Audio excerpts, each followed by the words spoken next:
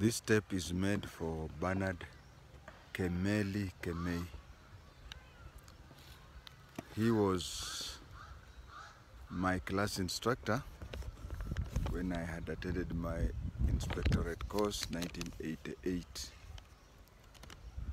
Many people, many Kenyans are referred by their last name, but for reasons that we may never know, he was always being referred to as Mr. Kimeli, but his full names were Bernard Kemei. In many people, he would have been known as Mr. Kemei. His death was a homicide. Homicide in such a way that the law describes homicide as killing of a human being by another human being. It was not a natural. It was not a sickness. It was not a road accident. It was not nothing of that sort. It is that he was killed by somebody. And you'll find that like in many cases in countries like Kenya, when a prominent person dies and we never find out the killers, usually that one is an assassination. Now, is it political or is it otherwise? We will have to look at it. We have Kenyans, both in the human rights world and the keyboard warriors. Like now, nobody cares where I am. Nobody even investigates or anything. But if I'm to die now, you'll find the first thing is he has been killed. Why was he not protected? And that one will last at best 3 months. After that, I'm buried and life goes on. But human rights, I may understand why they rush there, because that is their field. And also I'm aware that when such things happen, human rights have their sponsors from out of the country, funders.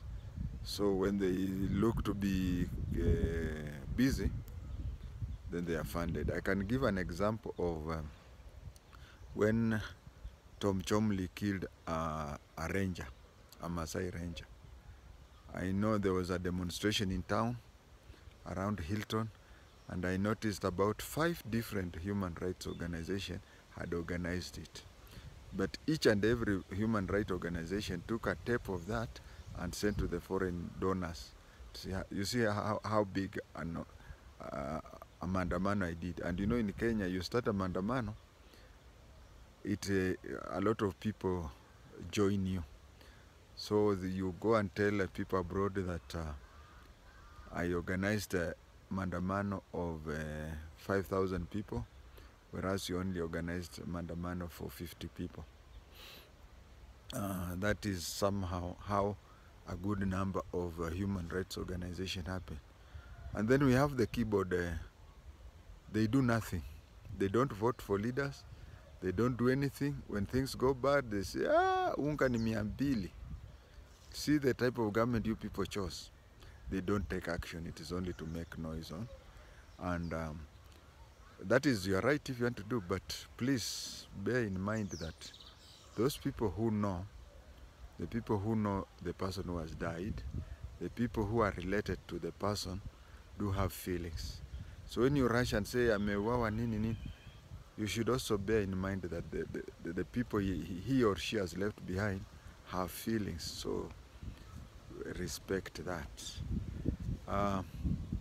Mr. Kemei, I had feelings about his death because he was my class teacher during my inspectorate course. I'm also an expert in political assassination, so I had also to follow it. The good thing about that case is that Mr. Kemei, his case was investigated by a senior superintendent whose name I'll not give, but who was a classmate of mine. And I talked to him. He told me that he was very excited when he was coincidentally allocated the file to investigate the death of Mr. Bernard Kimeli Kemei. It can never be as good as that, because when somebody who is related to you investigates, or you have some connection, he comes out even more sincere. You'll find that when Bernard Kemei died, the compound he was staying was in an upmarket. In political assassinations, we have an operation we call sandwich. Sandwich is you organize yourself how to take the target to the site, and you also organize on how to dispose of the body.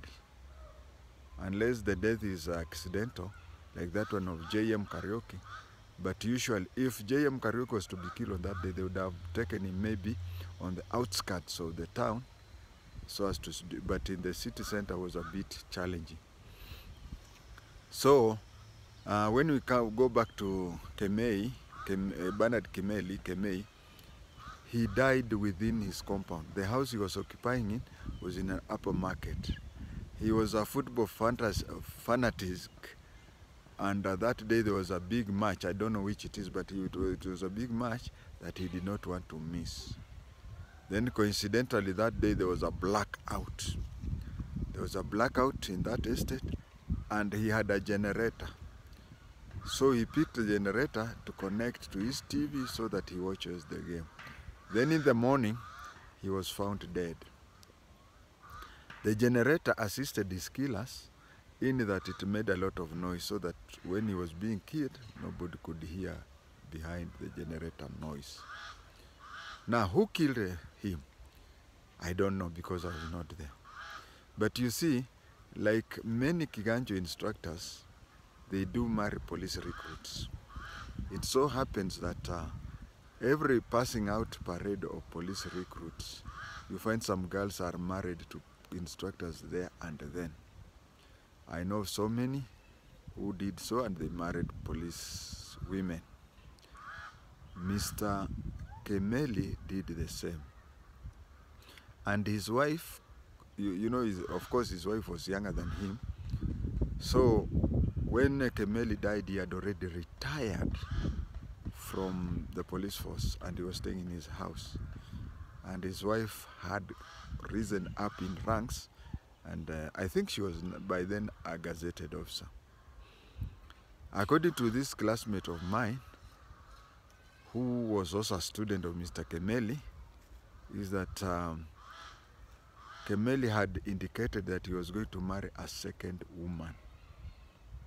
Now, if his wife, who was now a senior police officer, knew that he was going to marry a second woman, you know what I'm trying to go to. So, and then that is why maybe the case got cold feet. Who is Mr. Kimeli to me? Mr. Kimeli, the first time I saw him was when we went to Kiganjo for the inspectorate course.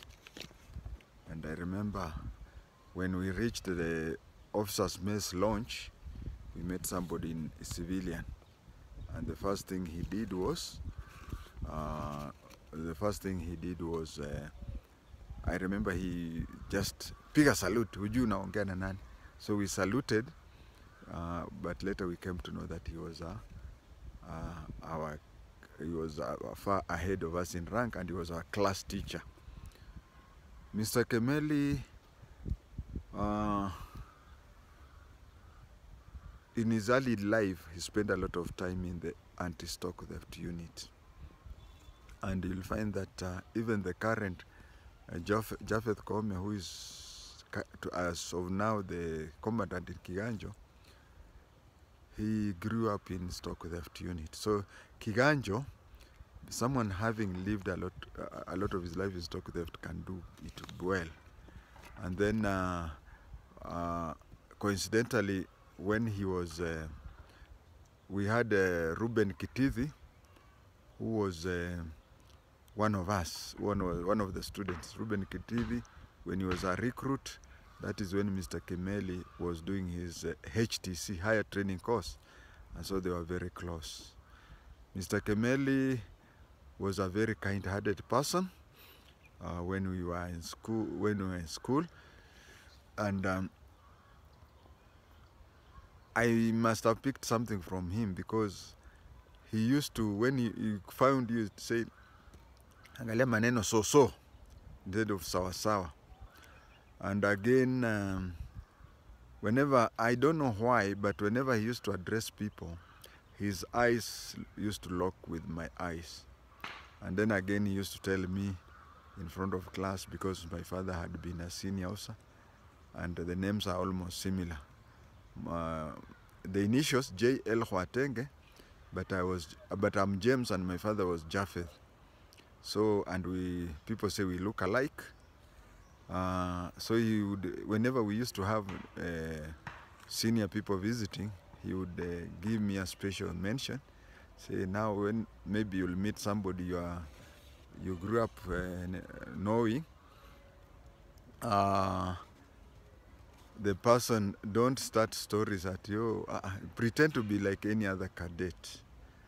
And so this thing about trying to imply that Kimeli died because of the 2007 tribal clashes, it is just keyboard and human rights activities.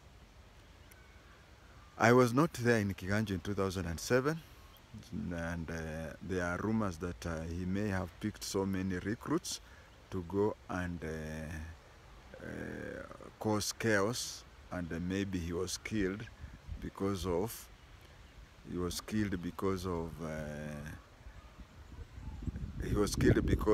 he's the one who organized. No, let us take this. I don't know the name of this young man who was taken from Kipkaren, went out, and his body was found in Savo National Park. That is, there are some people who don't like my language, but that one I would say is a clean job. Ring him, call him, he comes out of his house, bundle him in a vehicle, take him hundreds of kilometers away. That is how they kill people. But somebody dying in his own home, imagine he was there with a policewoman, nobody broke into the house, it was a secure upmarket. Let me not say that, I don't have a lawyer. Have a nice time.